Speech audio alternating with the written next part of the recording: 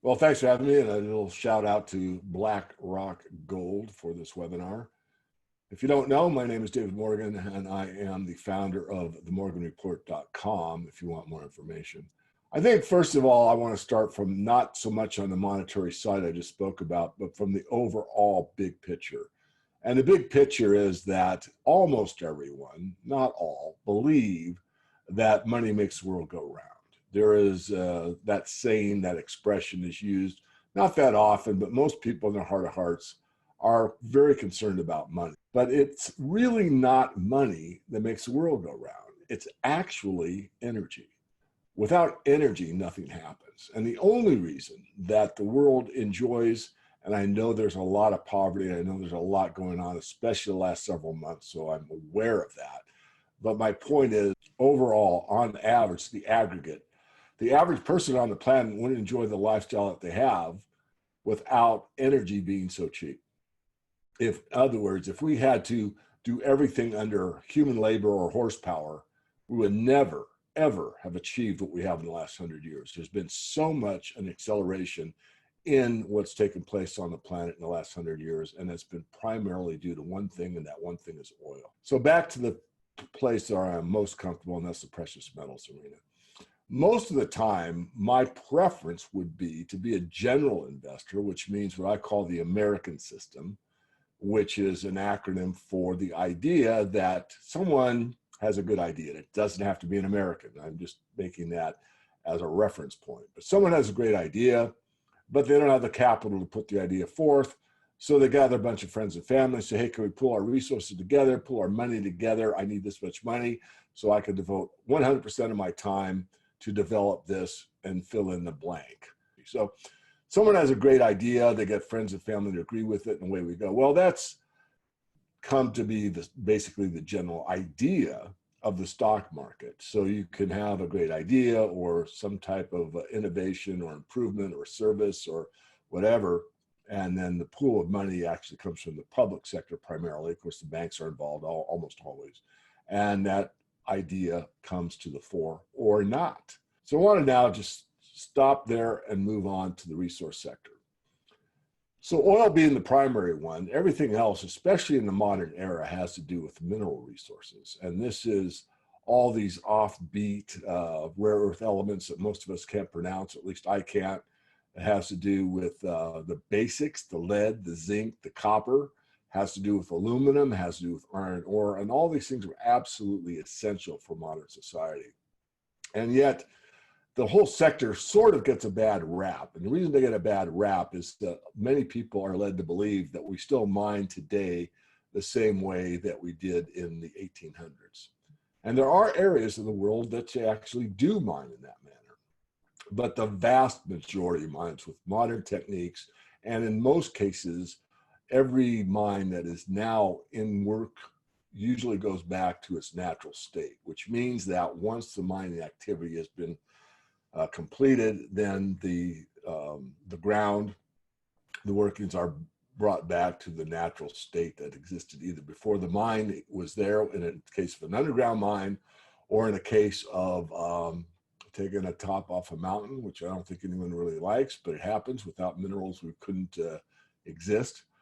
Then that's replanted or whatever. Now that again is not everywhere, but that's the general push. So the idea of what I call conscious capitalism, where we are not totally about how much profit it can be extracted. We're more cognizant of the total picture of get what we need, make a reasonable profit, and put it back to the same state where we found it, leave it better than the way we found it. That idea is more pervasive in the mining sector than most people realize. So I want to make that statement. I'm not trying to be an apologist. It probably sounds that way. I'm trying to point out the facts that most people in the sector aren't aware of, because many people will be flooding into this sector. And now I want to go to the subset of the resource sector. And that's what I call the monetary metals, gold and silver. These metals really are sought in times such as we are now presented with.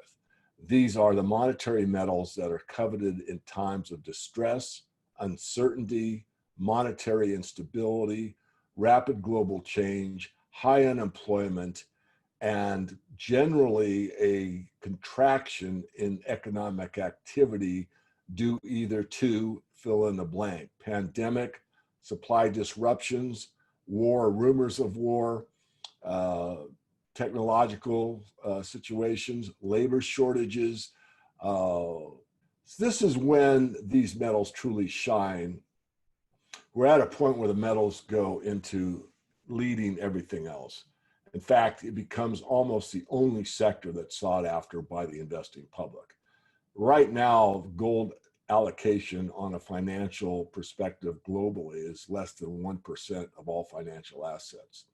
If you go back as recently as 1968, most data points toward about a 5% weighting, which suggests that if more pension funds, money managers, brokerage houses, individual investors, sovereign wealth funds, family offices decide that gold, perhaps silver, are the place to be with a portion of their asset allocations, we could see that 1% go up perhaps fivefold. And if that were to be the case, the amount of gold available versus the amount of paper dollars seeking a safe haven is a mismatch, to put it in polite terms. In fact, it's such a mismatch that these people that sometimes are ridiculed by more of the establishment types, that, you know, this idea that gold could be in the thousands of dollars. I mean, Bank of America has already stated 3,000, but the 5,000, 10,000, 15,000 sounds